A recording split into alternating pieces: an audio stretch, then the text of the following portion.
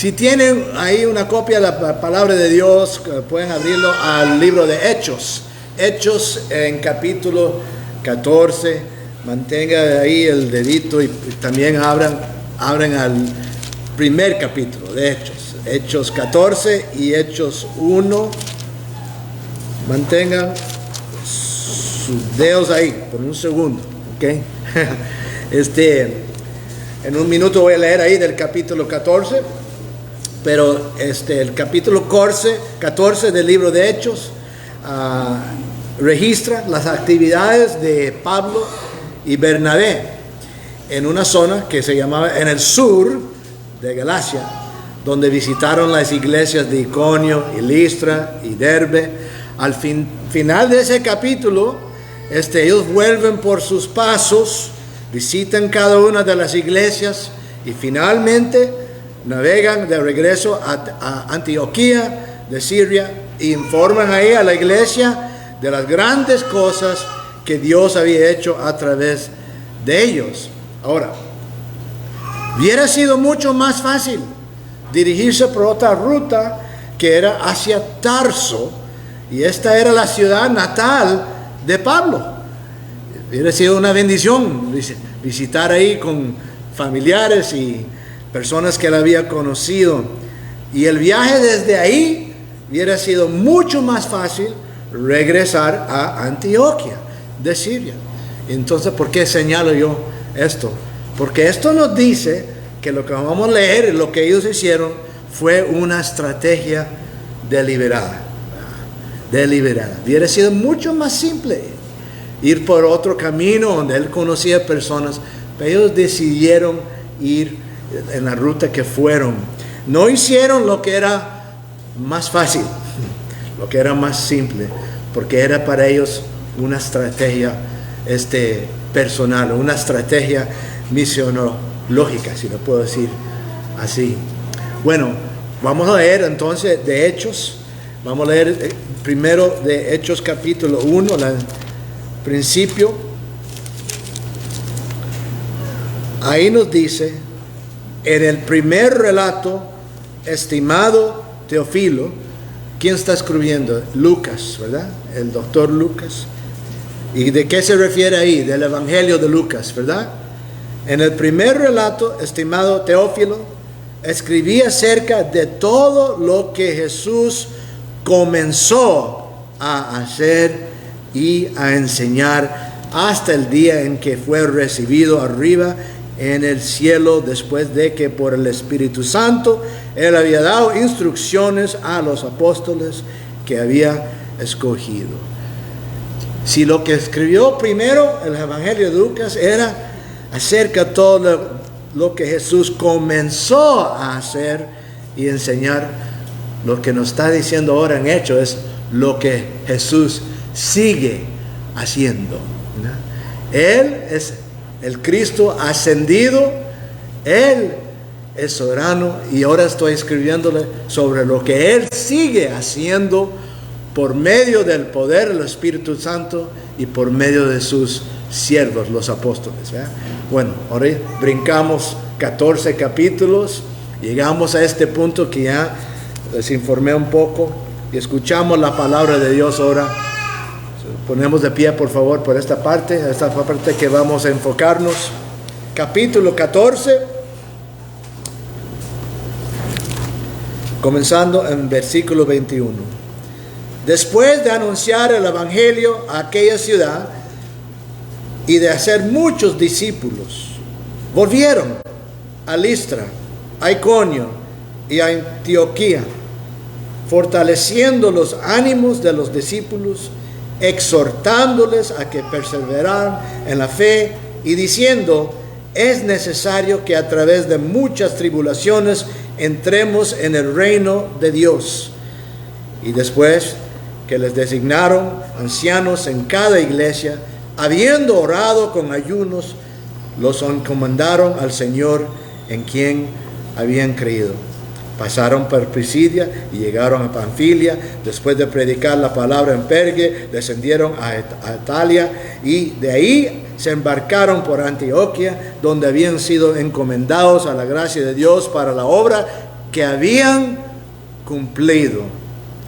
Cuando llegaron y reunieron a la iglesia, informaron de todas las cosas que Dios había hecho con ellos y cómo había abierto a los gentiles la puerta de la fe, y se quedaron mucho tiempo con los discípulos. Esto es la palabra de Dios. Amén. Padre Dios, pedimos su ayuda, que su Espíritu Santo nos ilumina las mentes, los corazones con la palabra que ha escrito aquí.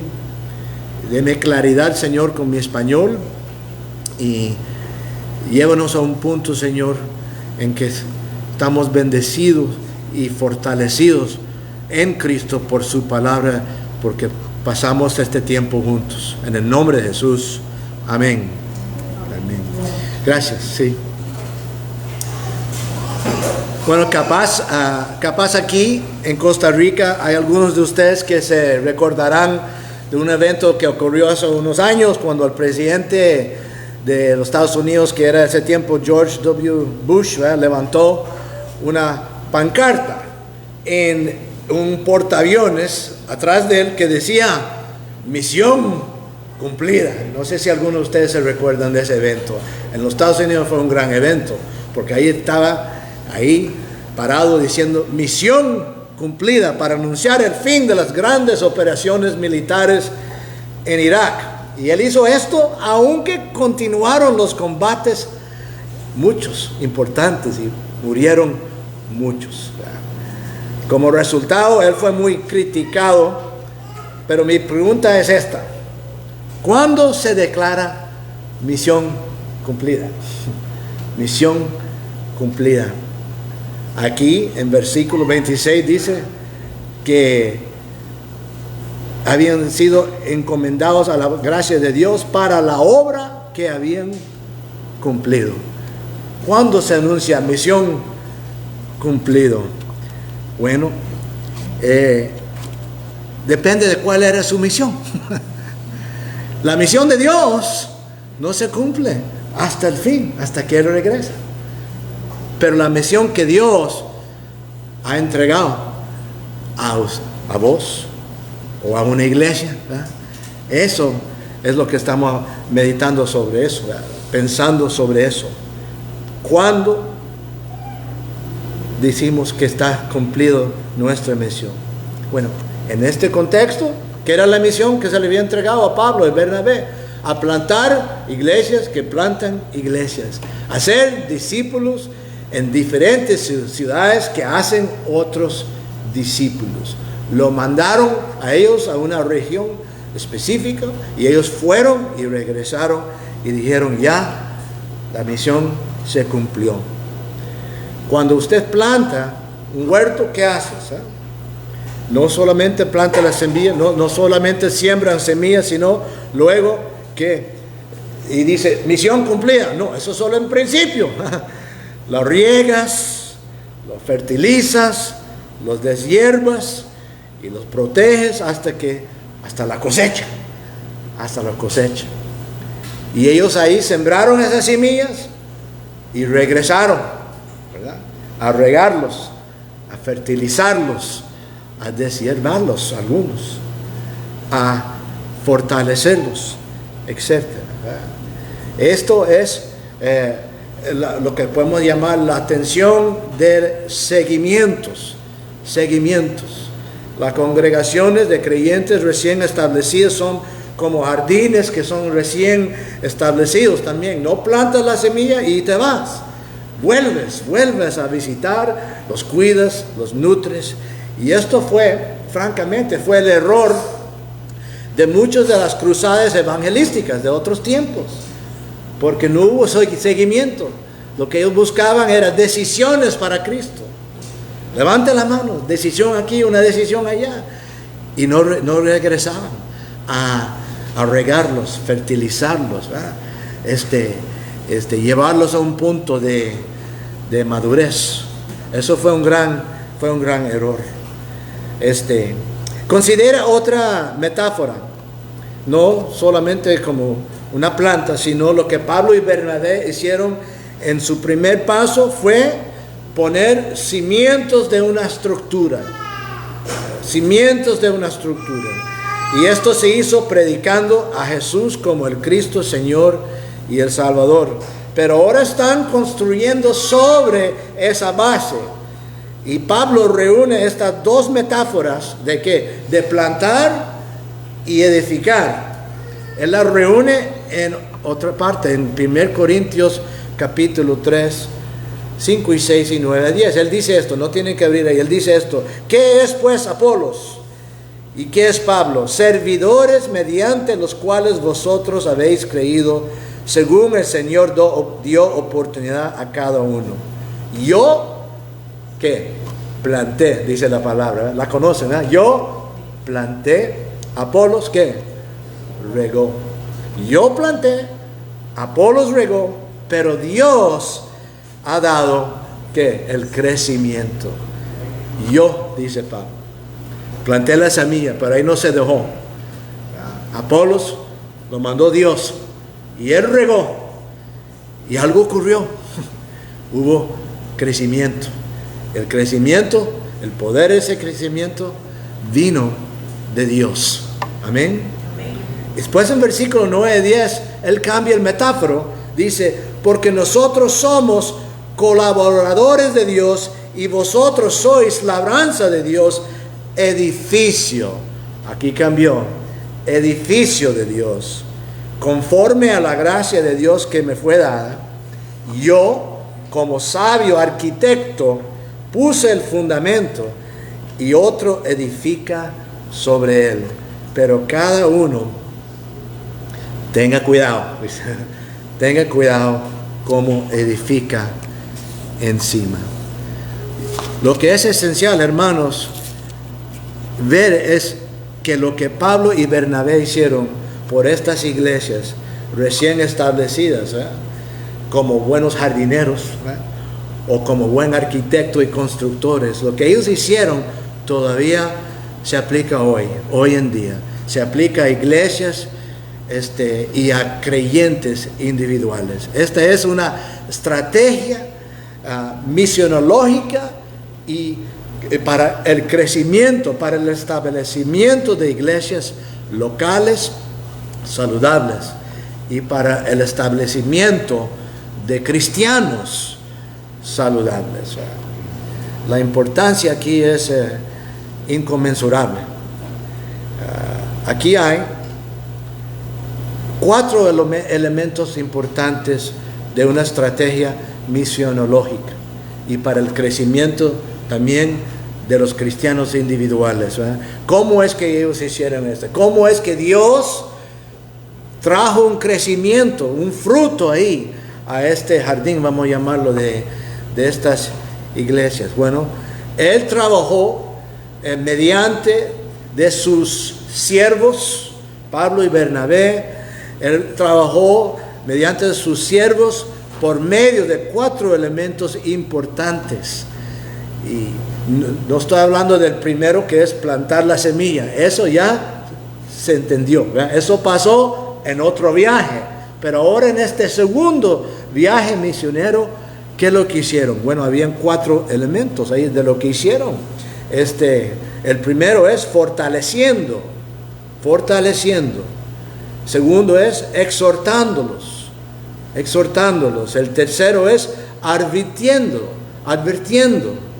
Y el cuarto es capacitando, puedo decirlo así, capacitándolos. Vamos a ver cada uno de estos.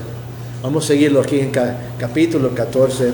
El primer elemento es fortaleciendo. Estamos hablando de personas que ya son cristianos y estamos hablando también de una iglesia, ¿verdad? Como la suya, como esta. En capítulo 14 dice él en versículo 22 que regresaron fortaleciendo los ánimos de los discípulos. Este verbo significa confirmar, llevar a una determinación o una resolución firme, ¿verdad? Y el objeto aquí del verbo es los ánimos. Alguna traducción dicen las almas de los creyentes. Esto se refiere a la vida interior de los creyentes, lo que llamamos nosotros también el corazón. La persona interior es donde residen nuestras convicciones, donde se toman decisiones, de donde reside nuestra fe, aquí adentro, ¿verdad? El corazón, las almas. Y necesitamos que nuestros corazones sean llevados a convicciones firmes con respecto a Cristo, con respecto a su palabra. ¿Se acuerdan un evento en la vida de Jesús y Pedro en Lucas? Que Jesús oró por Pedro para que su fe no falle, para que pueda fortalecer la fe de los demás. Fortalecer la fe de los demás. El interior, ¿verdad? El corazón. Alguien como Pedro, que tuvo sus luchas, sabemos que él no siempre vivía en un modo que era bueno, no hablaba todo lo que era perfecto para ese momento, pero cuando él experimentó que su fe fue fortalecido porque Jesús oró por él, él pudo ir a los otros discípulos y con su experiencia ayudarlos a ellos a fortalecer la fe de ellos, ¿verdad? Esto se repite varias veces, hermanos, en el libro de Hechos. Esto fue parte de una estrategia para el crecimiento de las iglesias y los cristianos. En Lucas 22, 32, en Hechos 15, 32, dice: siendo Judas y Silas también profetas, exhortaron y confortaron a los hermanos con un largo mensaje. En Hechos 15, 41, y viajaba por Siria y Cilicia confirmando a las iglesias. Es el mismo verbo, traducido diferente. 18, 23, y después de pasar ahí algún tiempo salió recorriendo por orden la región de Galacia y de Frigia, fortaleciendo a todos los discípulos, incluyendo a 14, ya son 4 veces que nos ha dicho que fortaleciendo, ¿qué? Las almas, los ánimos de los cristianos, de los creyentes. ¿Y por qué es necesario? Bueno, todos somos propensos a vacilar de un lado al otro. La oleada de la alegría de nuestra salvación puede ser sofocada de inmediato por muchas consecuencias de nuestra fe, especialmente creyentes nuevos, ¿verdad? Consecuencias como ¿qué? Como la pérdida de amistades, porque yo sigo a Cristo. Las críticas en el trabajo, ¿por qué? Porque yo amo a Cristo Jesús, ¿verdad? Por eso. División familiar, ¿por qué? Porque ya yo me convertí, soy cristiano. Yo sigo a Jesús, ¿verdad?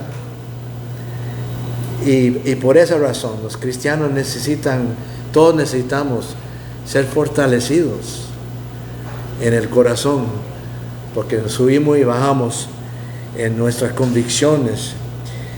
¿Y qué es lo que confirma a la persona interior? Y ellos están fortaleciéndolos, ¿verdad? ¿Cómo?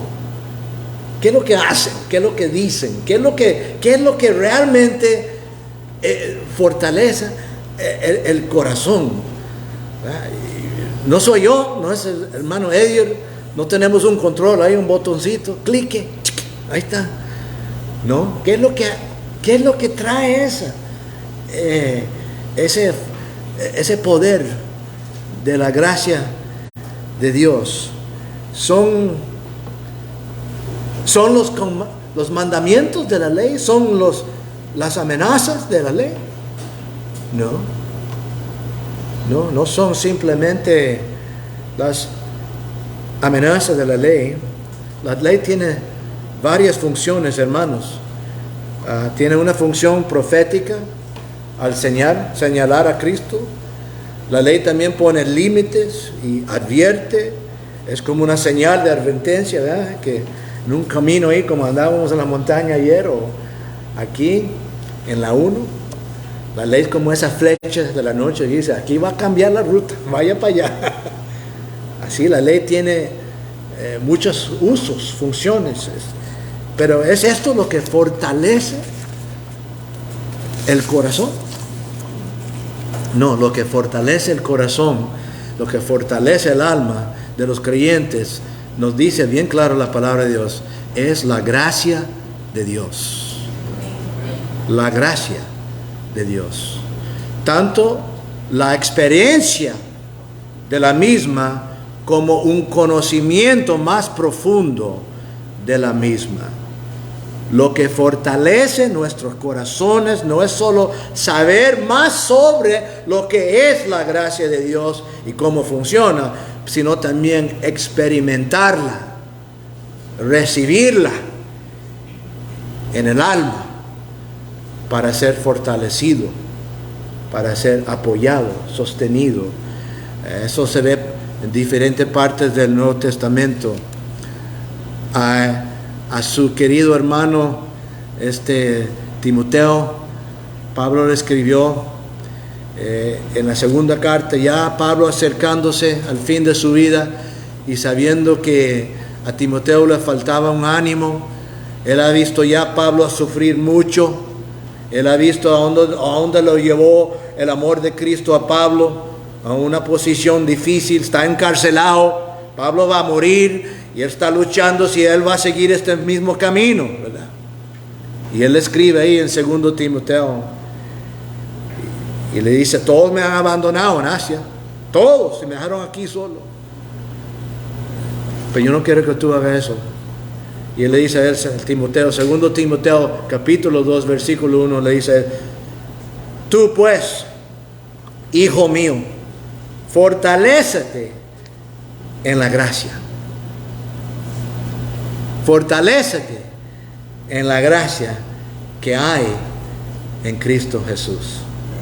Es decir, en la persona de Cristo Jesús, como nuestro Señor, nuestro Salvador, en Él hay gracia, y esa gracia es lo que viene por medio de su palabra, su espíritu, por el medio de otros, pero esa gracia reside en Él. Usted tiene que acercarse a Cristo y ser fortalecido por esa gracia.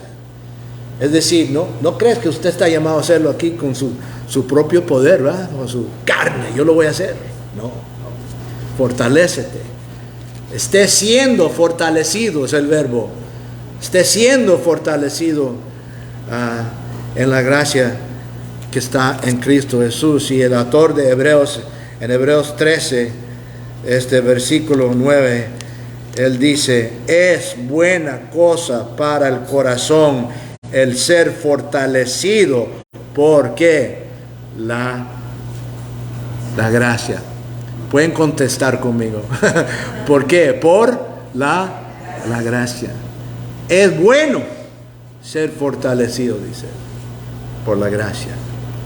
La gracia que se encuentra ¿a dónde? En Cristo Jesús. Necesitamos la ley porque la ley todavía es la palabra de Dios, y la ley nos revela ahí Cristo en una forma profética, y la ley también nos enseña el carácter de Dios, lo que Dios, cómo Dios es. Pero no estamos en ese pacto, estamos en el nuevo pacto, que es el pacto de Cristo, el pacto del Espíritu Santo, del nacimiento nuevo, etc.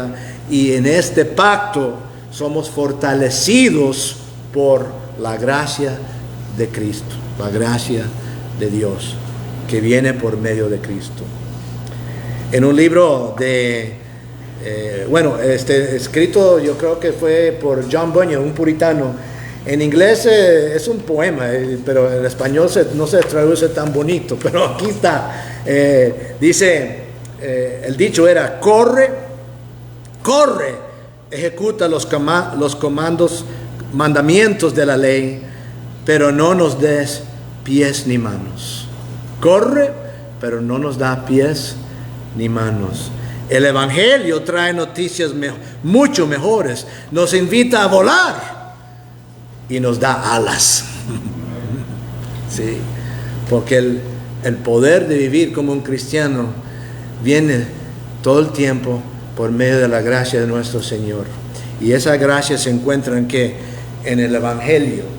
El Evangelio no solamente, hermanos, la puerta en cual entramos aquí a ser cristiano, y de aquí para adelante es, bueno, todo está en sus hombros, su espalda.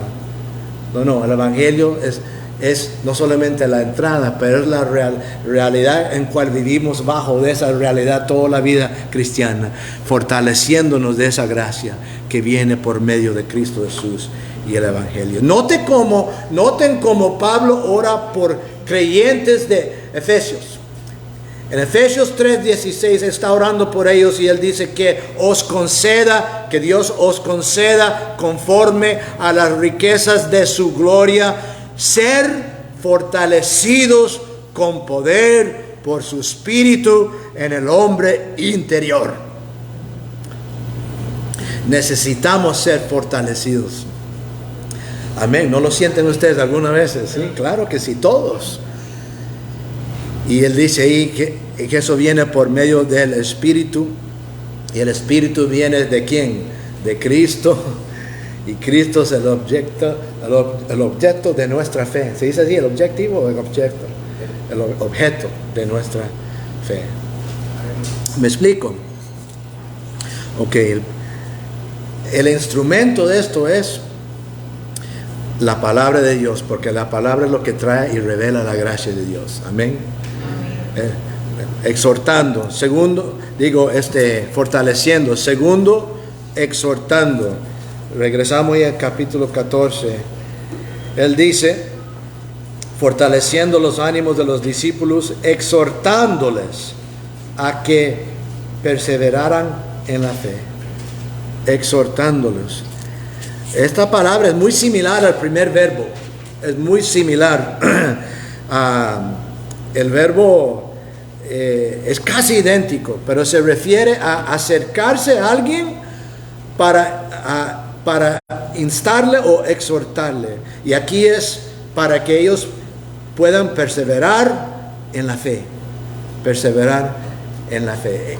¿De qué se refiere la fe? No la fe de nosotros, que nosotros tenemos en Dios, sino la fe es el contenido en que estamos confiando.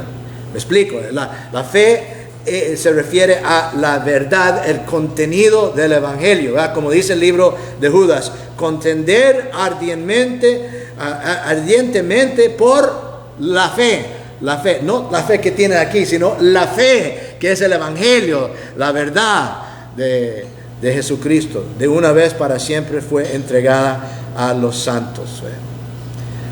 Pablo decía, continúen,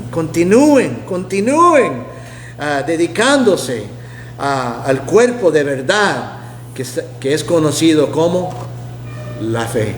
Siguen, dice él. Continúen creyendo en Jesús como el Hijo de Dios. Continúen creyendo que Jesús es el único mediador entre Dios y pecadores. Continúen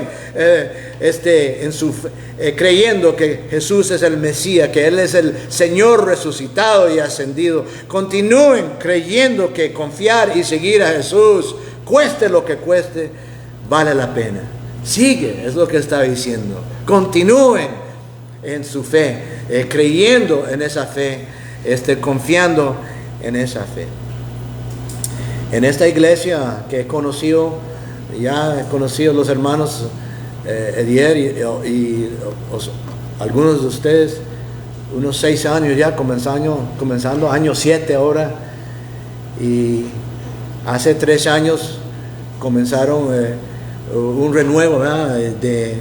Digamos una replantación, o se puede llamar una reorganización, reafirmación de lo que ustedes creen, ¿verdad?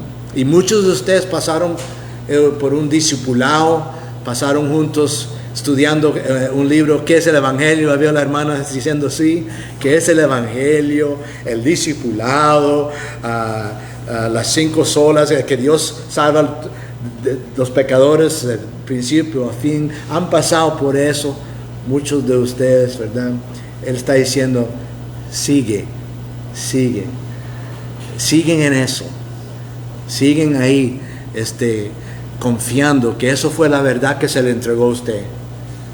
Lo que se le dio a usted, el evangelio, ¿qué es el evangelio? Y el discipulado, siguen comprometidos a esa verdad.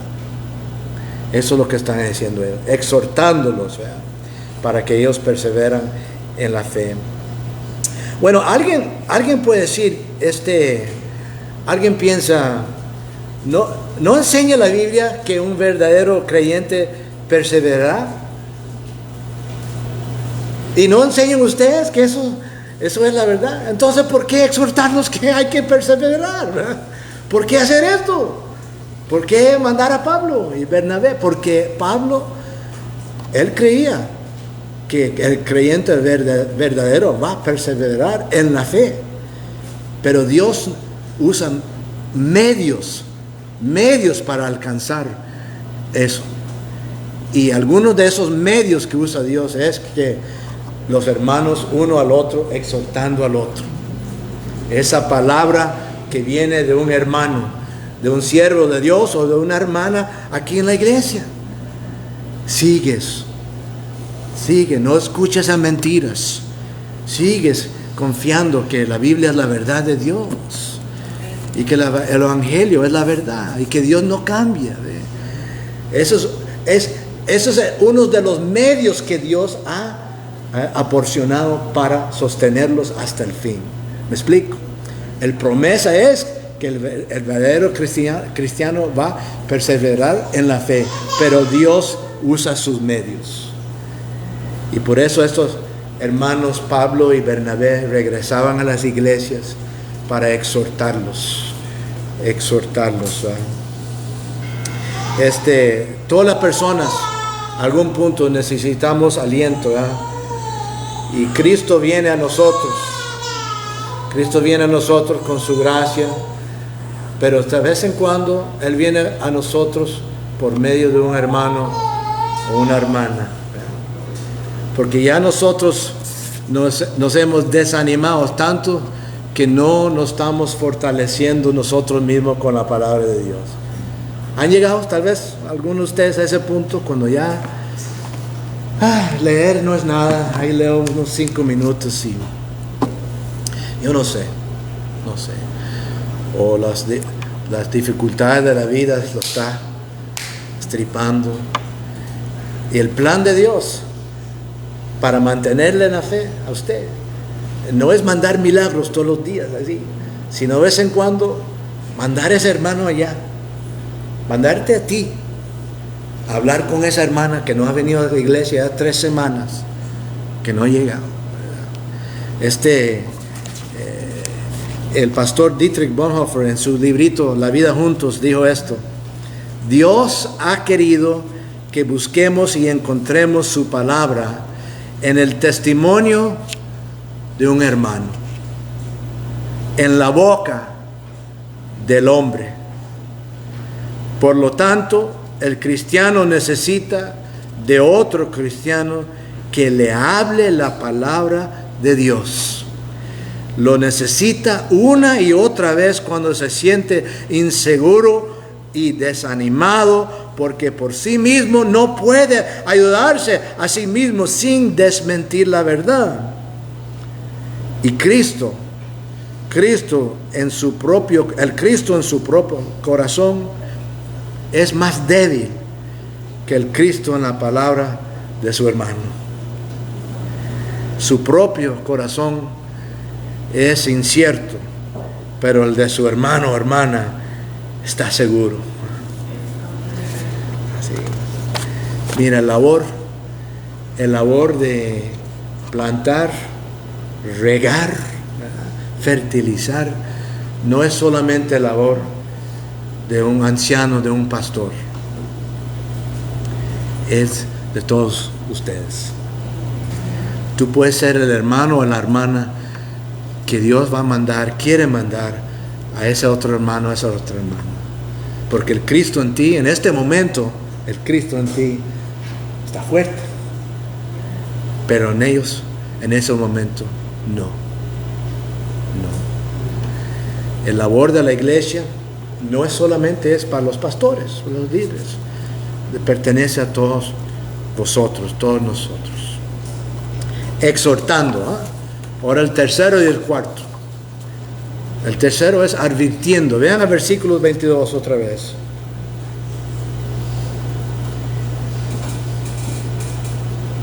Diciendo, es necesario que a través de muchas tribulaciones entremos en el reino de Dios. Es necesario que después de muchas tribulaciones entremos en el reino de Dios. Estas son palabras de un hombre que un mes anterior fue apedreado y dejado como muerto. Está hablando de experiencia, no está hablando de como un académico. Él dice, es necesario. ¿Y qué es lo que él hizo? Él les dio a ellos una teología del sufrimiento desde el principio, bien temprano en su vida cristiana. Les entregó ahí una teología del sufrimiento. Les enseñó el costo del discipulado. Tribulaciones es una palabra que se refiere no a cualquier aflicción, sino las aflicciones que son el resultado de nuestra fe. Las aflicciones asociadas con ser un seguidor de Jesús. Y él dice, es necesario pasar por muchas de esas aflicciones para entrar al reino de Dios. Y cuando él dice necesario, dice, no es opcional. No hay una opción, hermano, hermana. No hay una opción. Va a haber momentos difíciles. Ya lo han tenido, ya lo han pasado algunos de vosotros. Yo he perdido a mis mejores amigos en el ministerio. He tenido que sentar pastores que habían pecado. He perdido relaciones con amigos, con mis familias. Es necesario. No hay opción. Si vamos a seguir al Señor Jesucristo.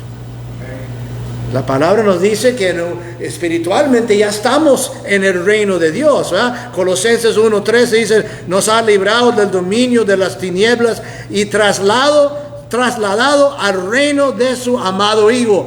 Ya estamos espiritualmente en el reino de Dios, pero también el Señor nos enseñó a rezar ¿qué? O orar como, venga tu reino, porque todavía falta la consumación, ¿verdad? El fin.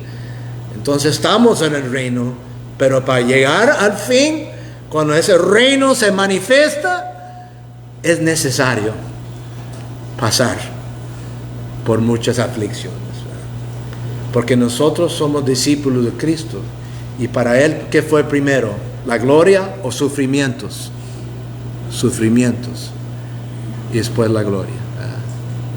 La cruz, y después la gloria. Sin cruz no hay corona, ni para Cristo, nuestro Señor y Salvador, ni para vos. Eso nos enseña la palabra de Dios. Él nos dejó un ejemplo, 1 Pedro capítulo 2, para que nosotros lo seguimos. Esto no estoy diciendo que hay que buscar aflicciones, ¿verdad? Ni lo piensan, ¿verdad? Pero van a venir. Y estos hermanos Pablo y Bernabé decidieron regresar a ciudades donde habían experimentado aflicciones. Decidieron lo que era difícil. Y si esta iglesia va a seguir, hermanos, va a seguir y llegar a la próxima generación y seguir creciendo y ampliando y alcanzando a Guanacaste, van a haber aflicciones, van a haber dificultades, ¿verdad? Entonces necesitamos no solamente entender eso, la teología del sufrimiento, que la realidad es que hay que sufrir. Vamos a seguir a Cristo, pero también hay una esperanza que viene en el medio de los sufrimientos. Eso es parte de esa teología del sufrimiento. Hay una esperanza que es incomparable. a lo que estamos sufriendo. Amén. No se puede ni comparar lo que viene para nosotros a los sufrimientos, a las dificultades. Es capaz que algunos de ustedes están en un momento en su vida que están haciendo decisiones personales. ¿Voy a la derecha o voy a la izquierda? El Señor aquí va a estar más glorificado en este camino. Pero el potencial de muchas dificultades en ese camino es grande. Y por acá está un camino que me parece que no tiene tanto problema, pero ni puedo ver cómo va a estar glorificado el Señor. Van a haber aflicciones, hermanos. Toma el camino que va a glorificar a nuestro Señor, como iglesia y como cristiano. Y la gracia del Señor va a estar con vosotros. Y el poder del Espíritu Santo te va a animar y a ayudar. Y cuando ya pasas, igual como Pablo pasó por sus experiencias, vas a poder, como Pedro también pasó por su experiencia, van a poder fortalecer las otras almas. El cuarto es capacitando, o tal vez puedo decir empoderando a la generación que viene. Él dice, después, versículo 23, después que les designaron ancianos en cada iglesia, habiendo orado con ayunos, los encomendaron al Señor en quien habían creído. Habiendo establecido la iglesia, habiendo animado, proveyeron estabilidad y un orden continuamente, ¿verdad? Pasaron a un punto que él dijo, ya ahora le voy a entregar el liderazgo de esta iglesia a hombres fieles que están presentes aquí. Los capacitó, los preparó y les entregó, ¿verdad? Él no quiso dominarlos. Él llegó al punto que ya los había discipulado a un punto y les entregó a ellos, ¿verdad? La responsabilidad entre ellos mismos para guardar esta iglesia, para proteger esta iglesia, para animar la iglesia. Y algunos dicen, eso me parece muy rápido, que plantó semillas, regresó una segunda vez, los animó y ahí mismo apuntó ancianos, no fue así. no crean que fue así. Esto, hay dos cosas que es muy diferentes. Para aplicar esto en nuestro tiempo, hay dos asuntos que son muy diferentes. El primero es este. El primero es que él pasó tiempo como apóstol discipulando a esta iglesia, personalmente.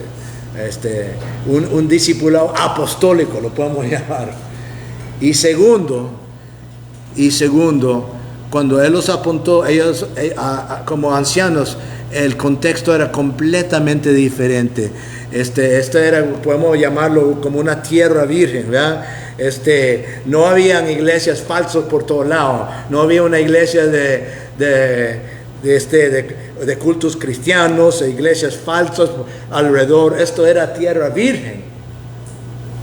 Entonces el principio está ahí, que hay un punto que hay que entregarle a la iglesia la capacidad de gobernarse ellos mismos, ¿verdad? Y de protegerse ellos mismos y no tratar de controlarlos. Y eso fue el último punto. Esto fue un momento muy importante en cual él los reconoció como pastores. Y no lo hizo así, uno ABC, dice que oraron mucho y ayunaron, tomaron su tiempo y después le pusieron las manos encima. Bueno, después regresaron y dieron el reporte en versículo 26 que la obra lo habían cumplido. Misión, ¿qué? Cumplido, ¿verdad? Misión cumplido. ¿Qué hicieron? Plantaron el evangelio, ¿verdad? Evangelizaron. Ustedes han hecho esto aquí.